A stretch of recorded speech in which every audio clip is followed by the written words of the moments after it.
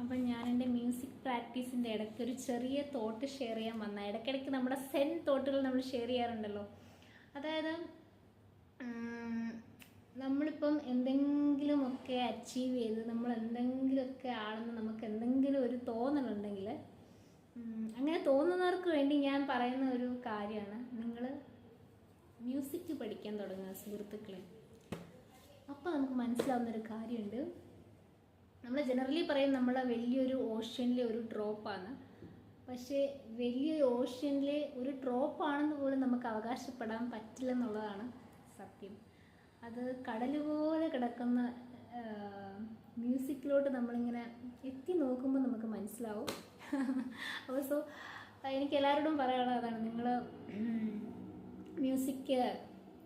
Music അല്ലെങ്കിൽ dance അങ്ങനെ എന്തെങ്കിലുമൊക്കെ ആർട്ട് ഫോംസ് ജസ്റ്റ് പഠിക്കാൻ സ്റ്റാർട്ട് ചെയ്യുന്നത് വളരെ നല്ലതായിരിക്കും.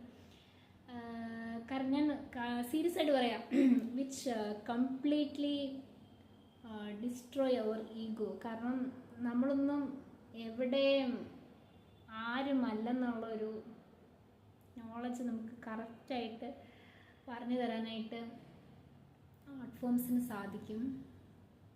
ആർട്ട് ഫോംസിന് വേറെ പലതും സാധിക്കും, പക്ഷേ ഈ ഒരു പോയിന്റ് പറയണം എന്ന് എനിക്ക് തോന്നി. കാരണം നമ്മൾ എത്ര വർഷങ്ങൾ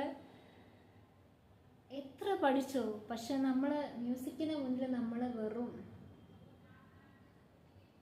എന്താ പറയുക, ഈ പറഞ്ഞ പോലെ ഓഷ്യനിലെ ഒരു ഡ്രോപ്പാണെന്ന് പോലും അവകാശപ്പെടാൻ സാധിക്കാത്ത ആ ഒരു ഐഡൻറ്റിറ്റി നമുക്ക് ആ ഒരു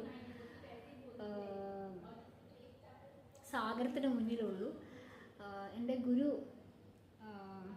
ഗുരു പറയും, ഒരിക്കലും ലൈക്ക് ക്രിയേറ്റ് ചെയ്യാൻ സാധിക്കുന്നത് ഗോഡിനാണ്. ഒരിക്കലും അതായത് നമ്മൾ കമ്പോസിങ്ങും കാര്യങ്ങളും ഒക്കെ ചെയ്യുന്ന സമയത്ത് എൻ്റെ ഗുരു പറയുന്നതാണ്, ക്രിയേഷൻ ഈസ് ഓൾവേസ് ഡിവൈൻ ക്രിയേഷനാണ്.